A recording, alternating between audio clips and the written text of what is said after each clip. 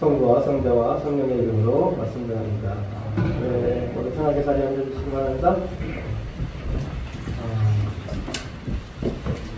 오늘 복음은 어떤 사람이 예수님께 찾아와서 선생님, 제 형제로 저에게 아버지의 유산을 나누어 주라고 일러주십시오 하고 부탁합니다. 그러자 예수님께서는 누가 나를 너희의 재판관이나 재산 분배자로 세웠다는 말이냐 하고 대답하십니다. 이 사람이 자기 몫의 아버지 유산을 받지 못한 것 같습니다. 그래서 성에게 말해서 자신의 몫의 유산을 받을 수 있게 해달라고 예수님께 부탁하고 있습니다. 당시 유산 배분과 관련된 규정은 율법에 규정되어 있는 것이었습니다. 장자가 아닌 동생들도 유산 받을 수 있었습니다. 죄송한데 여자는 받지 못했고요. 남자 동생들만 받았습니다. 근데 이제 장자는 다른 동생들보다 2배를 받게 되어 있습니다. 그러니까 예를 들어서 1,000만 원의 유산이 있다. 세 형제가 나눈다. 그럼 장자가 500만 원, 둘째, 셋째가 250만 원씩. 그렇게 나머지 동생들보다 2배를 더 많이 받게 되어 있습니다. 그래서 제 형제로 저에게 아버지의 유산을 나누어 주라고 일러주십시오 하고 부탁하고 있는 것을 보면 이 사람은 자신의 몫의 유산을 다 받지 못하는 것 같습니다. 자, 보통 그 당시 유산 분배는 아버지가 돌아가신 이후에 이루어졌는데, 우리도 옛날에 장자의 권한이 굉장히 셌지만 이 당시 2000년 전에 미국에서 장자의 권한이 굉장히 셌습니다. 아버지가 돌아가시면서 자연스럽게 집안의 모든 상당한 권한이 장자에게 넘어가 있는 상태이죠. 그래서 차일피일 이런 핑계 저런 핑계로 동생들에게 제 몫의 유산을 주지 않는 경우가 종종 있었습니다. 재산을 가지고 형제들끼리 다툼이 있는 경우가 간혹 생기는 것은 예나 지금이나 크게 다르지 않은 것 같습니다. 근데 이렇게 형제들 간에 유산 분배로 다툼이 생기면 요즘은 어떻게 합니까? 심한 경우는 재판까지 가고 법정으로 가죠. 근데 그 당시에는 율법학자나 랍비에게 판단을 구했습니다. 그 당시 모든 사람들은 율법이 규정하고 있었고, 율법에 잘 알고 있는 사람들이 율법학자와 랍비들이었기 때문에 여러 가지 갈등이 생기면 랍비들에게 도움을 청하는 것이 매우 흔한 일이었습니다. 랍비는 나의 스승, 나의 선생님이라는 뜻입니다. 주로 율법에 대한 해석과 함께 영적 지도를 해주는 사람에 대한 존경의 의미로 부르는 말입니다. 예수님도 랍비로 여겨졌습니다. 심지어 제자들도 나중에 주님이라고 신앙적 고백이 담긴 언어로 부르기 전에는 예수님을 선생님이라고 불렀습니다. 제자들도. 때문에 어떤 사람이 예수님께 와서 선생님, 제 형제로 저에게 아버지의 유산을 나누어 주라고 일러주십시오 하고 부탁하는 것은 충분히 가능한, 우리가 예상할 수 있는 일입니다. 그런데 예수님의 반응이 예수님께 부탁하고 있는 사람의 기대와는 좀 다릅니다. 누가 나를 너희의 재판관이나 재산 분배자로 세웠단 말이냐 하고 대답하십니다. 예수님께 하는 부탁이 과하지 않습니다. 유산 배분의 비율은 앞서 말씀드린 것처럼 율법에 분명히 정해져 있습니다. 레위기, 민수기, 신명기 등 구약성서에도 나옵니다. 자신의 몫을 받지 못한 것에 대한 정당한 하소연입니다. 억울하고 어려움에 처한 사람들에 대한 연민이 가득한 예수님께서 충분히 도와주실만 합니다. 하지만 예수님은 누가 나를 너희의 재판관이나 재산 분배자로 세웠단 말이냐 하시며 자신의 역할을 재판관이나 재산 분배자가 아님을 분명하게 말씀하십니다. 그러면서 어떤 탐욕에도 빠져들지 않도록 조심하여라. 사람이 제 아무리 부유하다 하더라도 그의 재산이 생명을 보장해 주지는 못한다 하고 말씀하십니다. 또 비유로 이런 말씀도 더 이어서 들려주십니다. 어떤 부자가 많은 소출을 얻게 되어 이 곡식을 쌓아둘 곳이 없으니 어떻게 할까 궁리하다가 옳지, 좋은 수가 있다. 내 창고를 헐고 더 큰 것을 지어 거기에다가 내 모든 곡식과 재산을 넣어두어야지. 그리고 내 영혼에게 말하니라.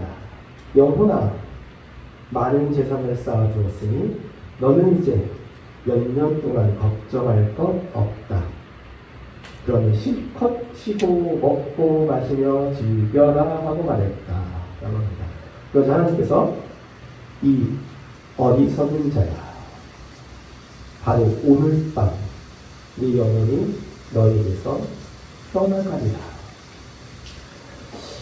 예수님을 찾아온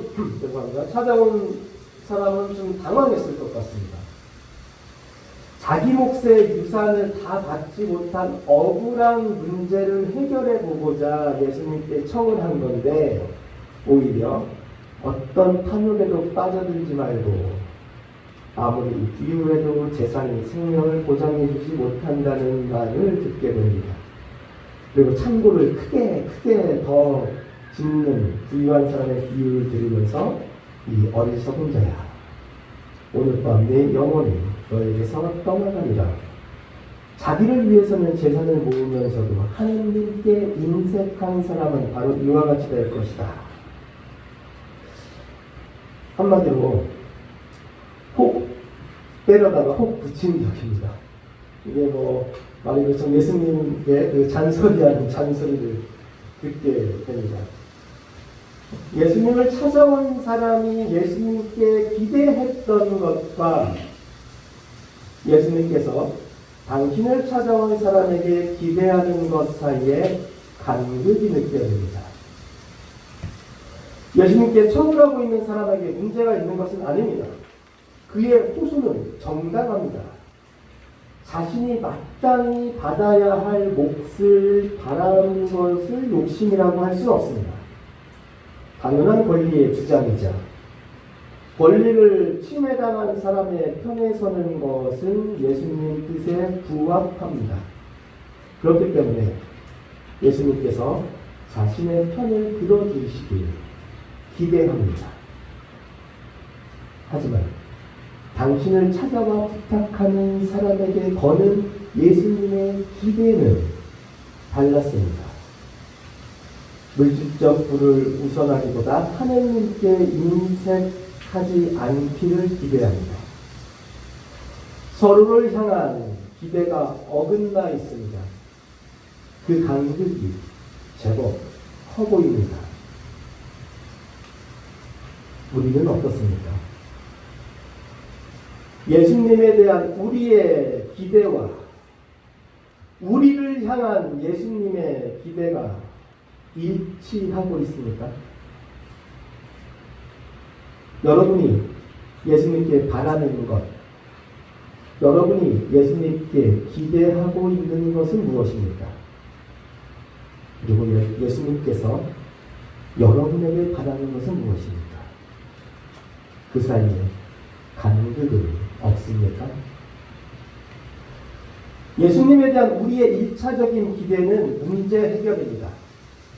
경제적인 문제, 취업의 문제, 학업의 문제, 가정의 갈등, 인간관계로부터 오는 상처, 질병으로 인한 고통, 사고로부터의 안전 등 우리는 예수님을 통해서 우리가 처한 여러 가지 문제들이 해결되기를 기대합니다. 오늘 복음의 주인공은 예수님을 통해서 자신의 문제가 해결되기를 기대하고 있습니다. 우리도 그러합니다. 어쩌면 오늘 복음의 주인공은 각종 문제를 한가를 안고 찾아와서 예수님, 이것 좀 어떻게 해주세요 하고 호소하고 있는 우리의 마음을 대변하고 있는 건지도 모르겠습니다. 물론 정당한 자신의 몫을 받고자 하는 청이 잘못된 것이 아니듯 우리의 기대 역시 잘못된 것은 아닙니다. 어떤 부자가 밭에서 많은 소출을 얻게 되었다. 잘한 일입니다. 부지런히 일한 결과입니다. 축하받을 일입니다. 곡식을 쌓아둘 곳이 없으니 어떻게 할까? 옳지 좋을 수가 있다. 내 창고를 헐고 더 큰 것을 지어 거기다가 내 모든 곡식과 재산을 넣어 두어야지. 기존 창고가 좁아 더 쌓아놓을 곳 없으면 새로 창고 더 크게 지을 수 있습니다. 잘못된 일이 아닙니다. 그런데 그 다음은 어떨까요? 그리고 내 영혼에게 말하리라. 영혼아, 많은 재산을 쌓아두었으니 너는 이제 몇 년 동안 걱정할 것 없다. 그러니 실컷 쉬고 먹고 마시며 즐겨라. 많은 재산을 쌓기를 바라는 것, 그럴 수 있습니다. 대체로 우리들의 기대가 그러합니다. 그것을 어찌 탓할 수 있겠습니까? 그런데 많은 재산을 쌓아놓기만 하면 내 영혼에 문제가 없다고 생각하는 것, 그것은 대단한 오만입니다. 이 어리석은 자야, 바로 오늘 밤 내 영혼이 너에게서 떠나가리라. 자기를 위해서는 재산을 모으면서도 하나님께 인색한 사람은 바로 이와 같이 될 것이다. 우리의 바램과 기대가 문제가 아니라 그것이 우리 영혼의 문제, 신앙의 문제, 하나님과 나와의 관계를 대체하고 있는 것이 문제입니다. 우리는 넘쳐나는 풍요로움 속에서도 하나님을 잊고 살아갈 수도 있습니다. 궁핍과 절망 속에서도 하나님을 신뢰하며 살아갈 수도 있습니다.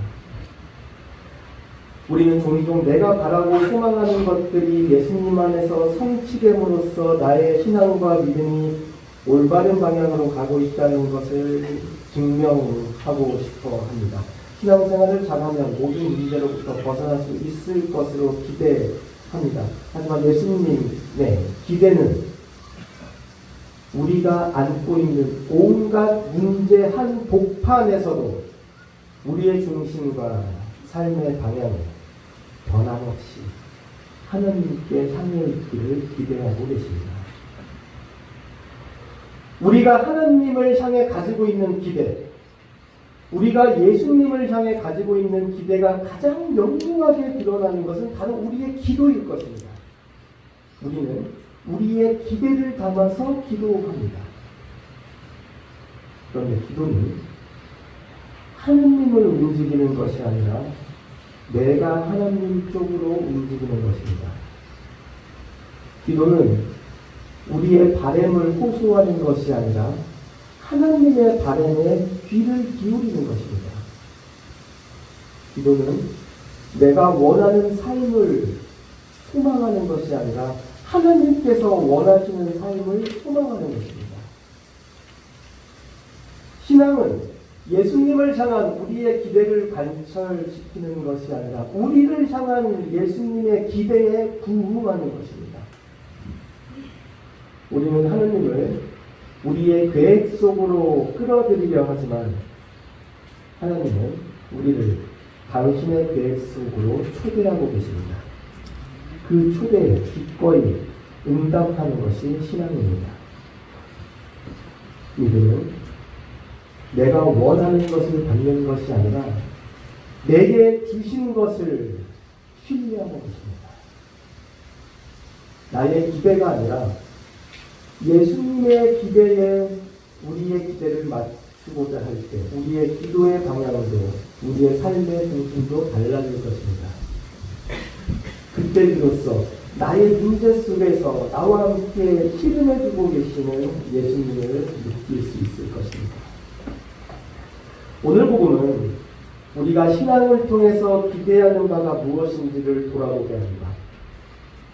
우리가 지금 예수님께 기대하고 있는 것이 그분이 우리에게 기대하고 있는 것과 일치하는지를 돌아보게 합니다. 하나님은 우리의 사정을 모르시는 분이 아닙니다. 우리의 억울함도 아십니다. 우리의 기대도 아십니다. 우리의 눈물도 분노도 좌절도 모두 아십니다. 그런데 예수님은 말씀하십니다. 누가 나를 너희의 문제 해결사로 세웠단 말입니다. 우리는 예수님께 문제 해결을 요구하지만 예수님께서는 우리들에게 어떻게 살 것인지를 묻고 계십니다. 자기를 위해 재산을 모으면서도 하나님께 인색한 사람은 바로 이와 같이 될 것이다. 이 말씀은 우리 삶의 방향이 누구를 향해 있느냐고 묻고 있는 것입니다. 하나님께 인색하지 않다는 것은 내 시간과 내 관심과 내 재능과 내 물질이 하나님의 뜻에 열려 있다는 것입니다. 우리는 더 많이 소유하기를 기대하지만 예수님은 우리가 더 많이 나누고 더 깊이 사랑하고 더 진실하게 하나님을 신뢰하기를 기대하십니다. 우리는 내가 예수님께 바라는 것과 예수님께서 우리에게 바라는 것 사이의 거리를 솔직하게 마주해야 합니다.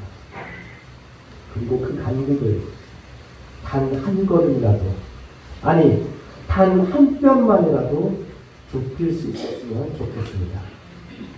하나님께서 우리에게 원하시는 바로 그 삶의 모습이 우리의 기대가 되고 우리의 소망이 되고 우리의 기도가 되기를 주님의 이름으로 축원드립니다. 아멘. 성자와 성령의 이름으로 말씀드렸습니다.